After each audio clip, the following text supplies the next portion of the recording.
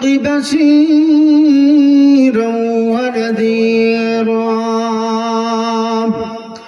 وداعيا إلى الله بإذنه وسراجا وقمرا منيرا. أما بعد فأعوذ بالله من الشيطان الرجيم. بسم الله الرحمن الرحيم. يا أيها الذين آمنوا استعينوا بالصبر والصلاة إن الله مع الصابرين.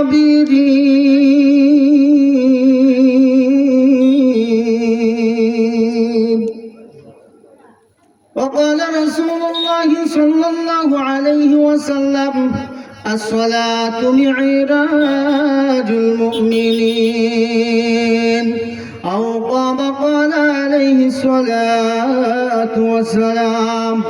وقال تعالى في شأن حبيبه إن الله وملائكته يصلون على النبي يا أيها الذين آمنوا صلوا عليه وسلموا تسليما. সকলেই জবান খুলে দুরূদ ইব্রাহিম পড়ে আল্লাহুম্মা সাল্লি আলা মুহাম্মাদ ওয়া আলা আলি মুহাম্মাদ কামা সাল্লাইতা আলা ইব্রাহিম ওয়া আলা আলি ইব্রাহিম ইন্নাকা হামিদুম মাজিদ. اللهم بارك على محمد وعلى آل محمد كما باركت على إبراهيم وعلى آل إبراهيم إنك حميد مجيد. صدق الله المولانا العظيم وصدق رسوله النبي الكريم ونحن على ذلك لمن الشاهدين والشاكرين والحمد لله رب العالمين.